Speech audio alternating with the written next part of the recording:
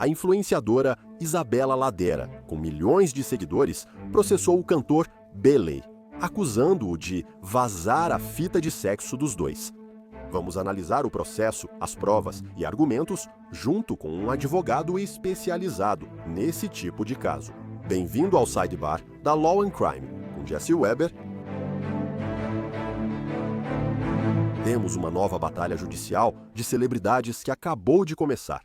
Envolve Isabela Ladera, de 26 anos, que aparentemente é uma grande influenciadora digital baseada em Miami, com 6,5 milhões de seguidores no Instagram e 5,6 milhões no TikTok. Bem, ela acabou de processar seu ex-parceiro romântico, o cantor pop colombiano de 23 anos, Belay, cujo nome verdadeiro é Brandon de Jesus Lopes Orozco. Espero estar pronunciando o nome corretamente.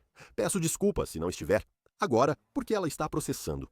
Ela afirma que é vítima, basicamente, de pornografia de vingança, que trechos de uma fita sexual entre os dois foram divulgados. E a resposta dos advogados de Belay? Quero dizer, acho que o argumento basicamente é que ele é famoso demais para fazer algo assim. É interessante. Vamos chegar lá. Mas primeiro, precisamos falar sobre esse processo. O processo apresenta a suposta linha do tempo dos eventos aqui. Então, deixe-me explicar. A queixa diz que Ladera e Belay iniciaram amizade pelo Instagram e se encontraram em 22 de dezembro de 2000 e 23 em uma festa em Miami. Segundo Ladera, Belay contou que estava no meio do divórcio com a esposa Camila Rodrigues. Ainda assim, Ladera conta que os dois se envolveram romanticamente e ela achou que ele poderia ser o cara certo. Ela diz que foi aí que começaram a gravar suas relações sexuais. E para deixar claro, ela afirma que eles só compartilhavam esses vídeos entre eles mesmos. Na verdade, Ladera diz que nunca pensou que eles seriam compartilhados ou vistos por mais ninguém. Indo para maio de 2024, Ladera afirma que pediu a Belay para apagar as gravações e que ela própria já havia feito isso. No entanto, ela afirmou que ele recusou e questionou sua confiança. A queixa diz: mal sabia ela que a confiança que tinha um dia seria quebrada. 4 de junho de 2024. Novamente, de acordo com Ladera, Belay não apagou nada. E Camila, sua atual esposa afastada, participou de uma campanha nas redes sociais sobre as infidelidades de Belay. Isso incluiu divulgar comunicações privadas entre Ladera e Belay diretamente do telefone dele. A denúncia afirma que ela acessou as mensagens diretamente do telefone dele, como mostra um vídeo em que ela rola as mensagens no aparelho. Então, a denúncia explica que Ladera e Belay pararam de se ver em março de 2025. Segundo ela, em 9 de junho de 2025, foi abordada por duas pessoas com supostas capturas de tela de um vídeo íntimo entre ela e Belay. Avisaram que as imagens foram compartilhadas e que os vídeos completos, provavelmente, seriam divulgados mundialmente. O que ela fez? Ela solicitou que sua equipe contatasse o empresário de Belay, pois afirma nunca ter compartilhado esse tipo de informação. Portanto, só a estrela pop tinha esse conteúdo. 2 meses se passam. Ela diz que nenhum vídeo foi divulgado. Ela acha que está tudo bem. Mas mostra que Belay e sua equipe realmente não fizeram nada. Chegamos ao dia 7 de setembro, quando ela afirma que um desses vídeos vazou por uma conta do WhatsApp. O vídeo se torna absolutamente viral. A denúncia diz, abre aspas, para Ladera, o mundo parou. Com o ciclo de notícias dominado pelos vídeos, muitos divulgaram declarações de Ladera feitas em momentos vulneráveis, após se sentir traída pelo suposto vazamento, usando-as para criar uma falsa narrativa de que Ladera teria vazado o vídeo em benefício próprio. Além de absurdas, as opiniões infundadas dessas pessoas são desmentidas pelo fato de só 2 pessoas terem o vídeo, e Ladera já o havia apagado quase 1 ano e meio antes. A única pessoa além de Ladera com os vídeos, Belay, mostrou suas intenções ao recusar apagá-los quando Ladera pediu. A recusa em apagar os vídeos, somada ao fato de seu celular aparentemente ser de fácil acesso, estabelece que Belay é a fonte dos vazamentos. Antes de falar sobre o processo e a resposta de Belay, precisamos discutir os danos. Quero chamar Daniel Zalkovitz, advogado especializado nesse tipo de caso e em litígios de privacidade online. Muito obrigado por participar. Quais são seus pensamentos sobre esse tipo de acusação? Quero dizer, você deve ver esse tipo de caso com frequência. Sim, infelizmente tornou-se comum o compartilhamento de imagens íntimas online ou por terceiros. Isso realmente aumentou muito os danos, algo que você não esperaria em um caso como esse. A lei prevê indenização de US$ 150 mil por compartilhar imagens íntimas de alguém. A disseminação desse tipo de imagem causa um trauma permanente, presente em todos os níveis. Não me surpreende que você lide com famosos, estudantes, pessoas comuns e celebridades, mas o dano e o prejuízo continuam iguais. Aliás, qual é a responsabilidade legal de uma plataforma que compartilha isso, que compartilha o vídeo? Infelizmente, segundo a Lei de Decência nas Comunicações, não há responsabilidade, exceto se envolver menores e tráfico sexual. Eu sei que tem havido um forte movimento para tentar mudar a lei. Recentemente, o Congresso aprovou a lei Take It Down, que exige que a plataforma remova vídeos íntimos assim que o usuário notificar que isso aconteceu com ele. Mas como estamos agora, qualquer um desses sites tem a capacidade de disseminar isso, e não há qualquer responsabilidade. E se alguém tivesse o vídeo e ele fosse postado em uma rede social? Alguém vê, baixa e compartilha com outros. Essa pessoa pode ser responsabilizada? Eles podem, de acordo com a lei federal. Infelizmente, você percebe que esse é um padrão de fatos muito comum. E todo o conceito de que o antim é para sempre é muito presente quando se trata da disseminação de imagens íntimas. Quem compartilha sem consentimento pode ser responsabilizado pela nova lei federal. Que responsabilidade é essa? O que pode acontecer?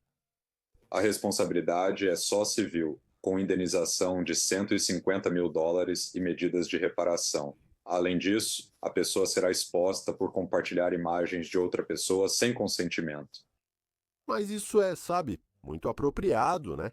Você está expondo outra pessoa, sabe? Tornando um momento muito íntimo público e agora você vai ser exposto pelo que fez. Muito interessante isso. Ok, deixa eu te perguntar uma coisa. Aliás, antes da gente entrar nesse assunto. Se isso for verdade e Ladera tiver apagado os vídeos do celular dela, existe alguma maneira de eles terem sido acessados pela conta dela, pelo dispositivo dela, pela nuvem dela? Quando falamos em apagar, isso desaparece para sempre? Ótima pergunta. Em muitos casos, na verdade, não desaparece de fato. A Apple mantém pelo menos 3 backups no iCloud sem que você perceba.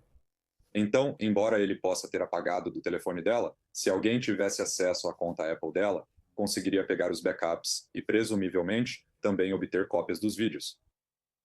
Beleza. Vamos falar sobre essas causas de ação. Então, a primeira, item 1, invasão de privacidade. E a ideia aqui é que os vídeos eram pessoais, eram privados, que Ladera acreditava que eles continuariam assim, que não há nenhum interesse legítimo do público, que ela apagou os vídeos do lado dela. Então, a única outra fonte possível teria vindo do telefone de Belay. Ela diz ter sofrido danos, vergonha, humilhação e angústia mental. O que acha dessa causa? A invasão de privacidade é um delito específico de cada estado. Sou advogado em Nova York e posso afirmar que lá não existe o crime de invasão de privacidade. Em Nova Jersey, costumamos entrar com esse tipo de ação. Na minha opinião, não é da conta de ninguém o que você faz na privacidade da sua própria casa e como você se parece durante suas interações sexuais, infelizmente.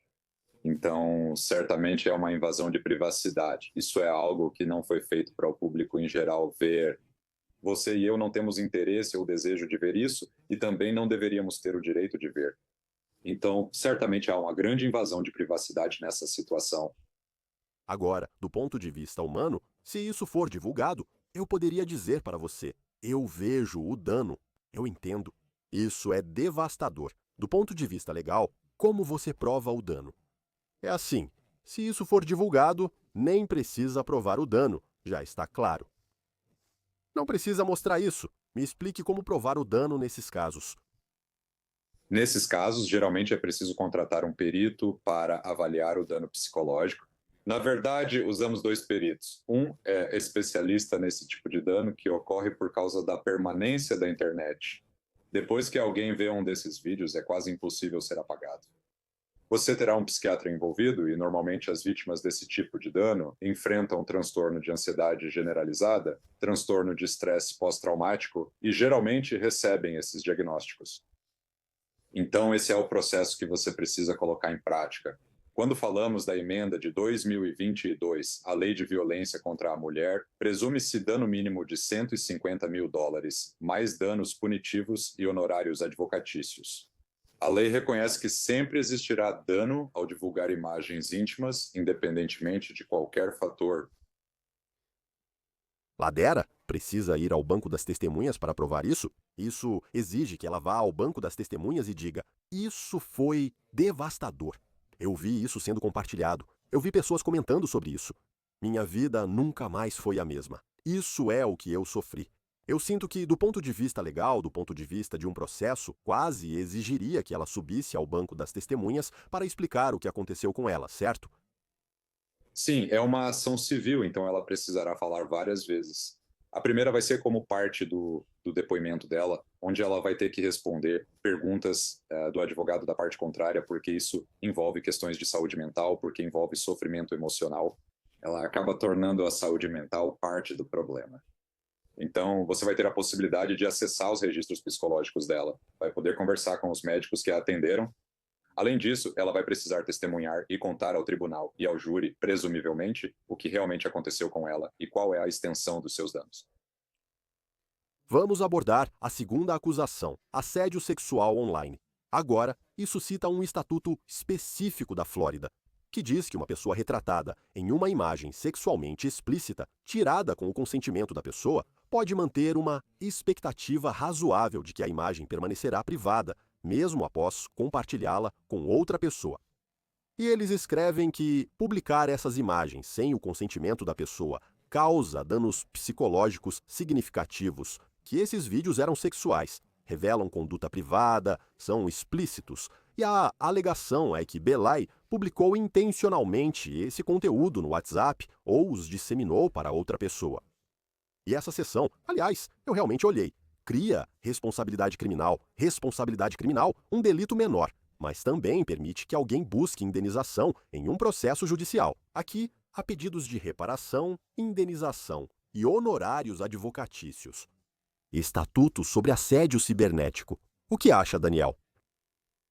Bem, quero dizer, certamente é assédio se você está compartilhando vídeos íntimos de alguém sem o consentimento dessa pessoa com a intenção de causar algum tipo de dano. Existe uma natureza inerente de que, uma vez que você coloca esses vídeos na internet, alguém vai encontrá-los, isso vai voltar para você e continuará te prejudicando, e vai te prejudicar no futuro. É assédio do começo ao fim. A única razão pela qual as pessoas compartilham esses vídeos é para causar algum tipo de assédio à vítima, no final das contas. Eu acho que um grande componente disso, porém, é o conceito de que ela pretendia que esses vídeos permanecessem privados. Se ele gravasse isso em uma rua pública e ela consentisse, né, isso não seria necessariamente assédio virtual, segundo a lei. O fato de algo privado ser divulgado por ele no WhatsApp, uma plataforma digital, demonstra claramente que isso caracteriza esse tipo de assédio.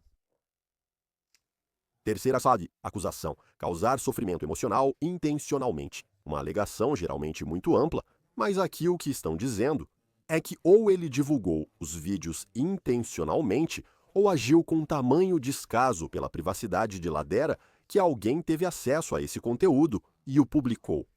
Que foi ultrajante, que causou sofrimento emocional severo. Fale comigo sobre isso.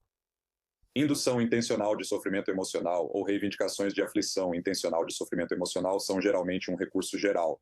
Frequentemente são duplicadas das causas de ação já apresentadas.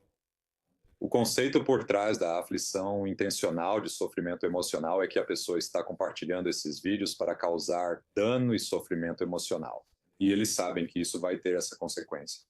É um ato afirmativo planejado pelo réu para machucar alguém. Juízes de todo o país reconheceram que a divulgação de imagens íntimas de alguém é uma base para causar sofrimento emocional intencional. Levando isso adiante, todo o conceito em torno do indução intencional de sofrimento emocional é que se trata de uma conduta extrema e ultrajante. Se as alegações forem verdadeiras, é extremo e ultrajante divulgar fitas privadas a terceiros no WhatsApp ou entregá-las para outros compartilharem, especialmente com intenção de causar dano. E temos a negligência. Não me surpreendi ao ver isso. Basicamente, dever, violação, causalidade e dano. Então Kibelay tinha o dever de manter a confiança e a privacidade de Ladera, especialmente depois que ela, supostamente, pediu para que esses vídeos fossem apagados. Que ele teria descumprido esse dever ao publicar ou permitir, por descuido, que outros publicassem os vídeos. Eles mencionam, por exemplo, o que a ex-esposa teria feito ao mexer no celular dele. Violação. Essa violação causou dano à Ladera e ela sofreu prejuízos. Na sua opinião, isso é um caso claro de negligência? Sabe, o motivo pelo qual essas leis que discutimos são criadas é porque a negligência, às vezes, é difícil de provar nessas situações. Obviamente, existe um dever entre ele e Ladera para manter esses vídeos em sigilo. O problema passa a ser até que ponto ele realmente protege o próprio celular. Se alguém acessou o celular dele sem consentimento e retirou as imagens, ele pode não ser culpado pela lei.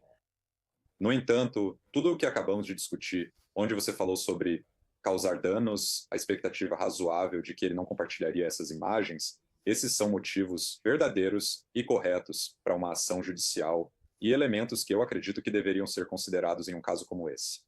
Essa é a questão. Como eles vão provar isso? Então, primeiro, acho que eles precisam provar que não há nenhuma possibilidade, nenhuma maneira, dos vídeos terem vindo da Ladera, que ela não teria nenhuma intenção de divulgá-los por conta própria. E então, eles precisam dizer que a única outra pessoa possível foi ele, através do dispositivo dele, através da conta dele. E eles podem ter dificuldade em dizer que podem provar que ele realmente fez isso. Que temos, você sabe, que ele fez isso intencionalmente. Ele foi quem fez isso, versus ele foi tão descuidado e desatento que, você sabe, deixou outra pessoa ter acesso ao celular dele. Acho que a questão é, sabe, como você prova isso? Quais serão as defesas? Pode ser válida. Não estou prestando atenção nisso, nem pensando nela ou nos vídeos. Eu não sei quem está com meu celular ou algo assim, sabe? Eu tenho muito material importante lá. Eu poderia temer que alguém acesse minhas contas bancárias lá. Não penso nos vídeos dela.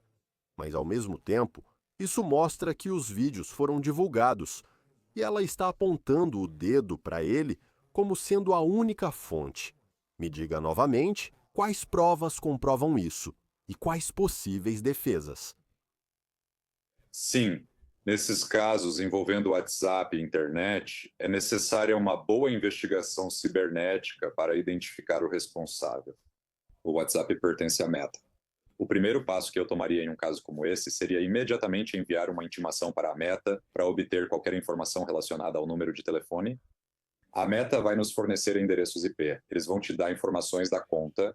Os advogados vão precisar fazer o trabalho pesado nesse caso para realmente rastrear todas as informações disponíveis e provar que elas levam diretamente ao Blay.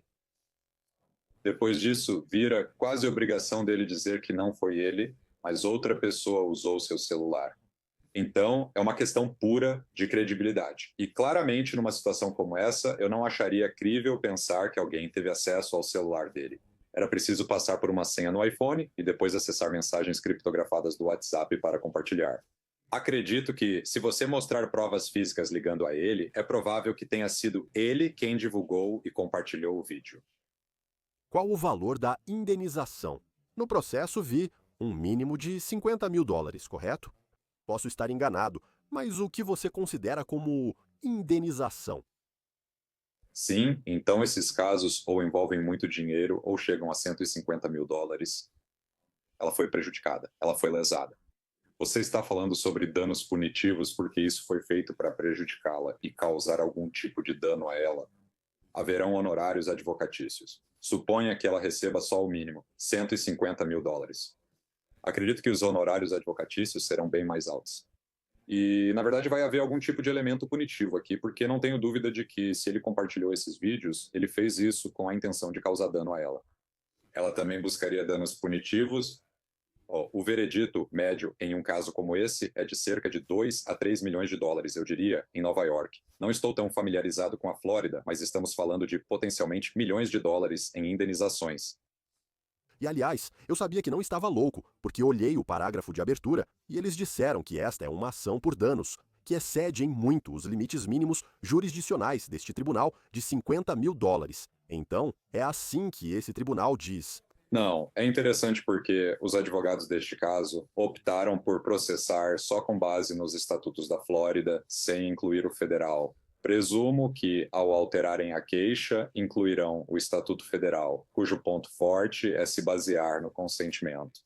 Então, se muitos desses estatutos que você tem em casos como este vêm de uma base criminal, onde você precisava ter a intenção de causar algum tipo de dano, se você sabia que não tinha consentimento para compartilhar a imagem de alguém e fez mesmo assim, isso basta ao falar dos estatutos federais.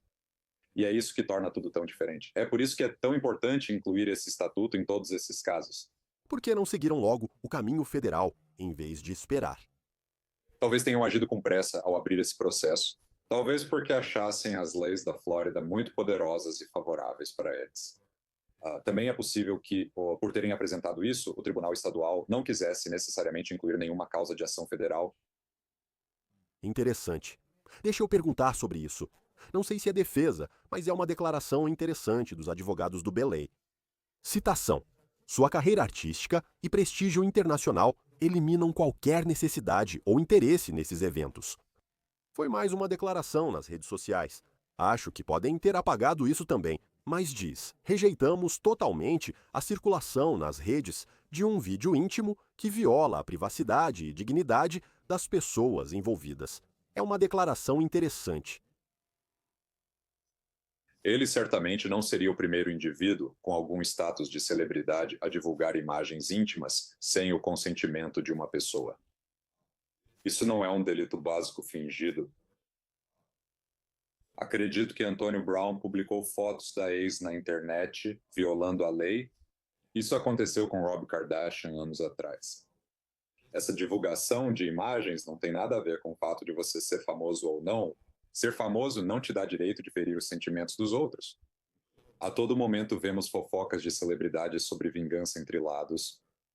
Acho que, ao divulgar os vídeos de propósito, ele sabia da importância deles serem privados para ela e, mesmo assim, escolheu se vingar dessa forma.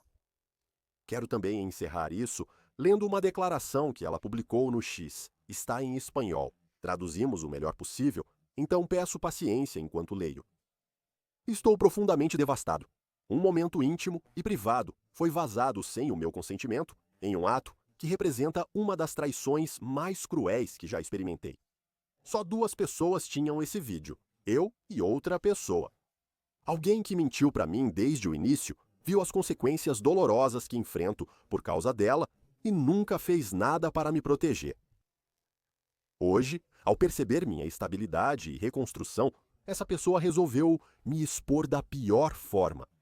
Esse ato não só viola minha privacidade, como também ataca minha dignidade e causou uma dor imensa, não só para mim, mas também para minha família. Esse vazamento é uma violência contra a mulher. O mais doloroso é receber zombarias, ódio e julgamentos, enquanto o verdadeiro culpado segue em silêncio. Novamente, o peso recai sobre mim, não sobre quem abusou da minha confiança. Apesar de tudo, não vou permitir que isso me destrua. Não sou a primeira, nem a única, nem a vergonha dessa história. A vergonha é de quem traiu. Eu ainda estou aqui, de cabeça erguida, por mim, pela minha família e por todas as mulheres que foram vítimas de um narcisista.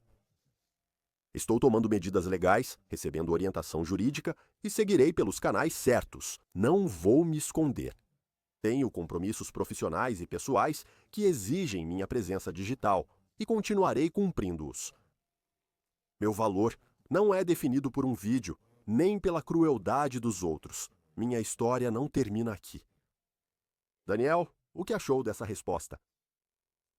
Não poderia haver afirmação mais verdadeira. Compartilhar a imagem íntima de alguém sem o consentimento dessa pessoa é uma forma de violência doméstica. A maioria das delegacias faz com que você vá diretamente para um setor especializado em vítimas.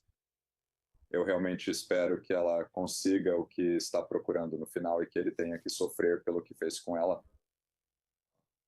Esse comportamento prejudica especialmente as mulheres em todos os lugares. E a culpabilização da vítima não deveria ser permitida em uma situação como essa. E eu entendo você, se essas alegações forem verdadeiras. E olha, ele vai ter a oportunidade de responder. Ele vai ter a oportunidade de se defender. Vamos ver no que isso vai dar. Mas é realmente perturbador, para dizer o mínimo. Daniel Zakovitz, muito obrigado pelo seu tempo. Agradeço muito.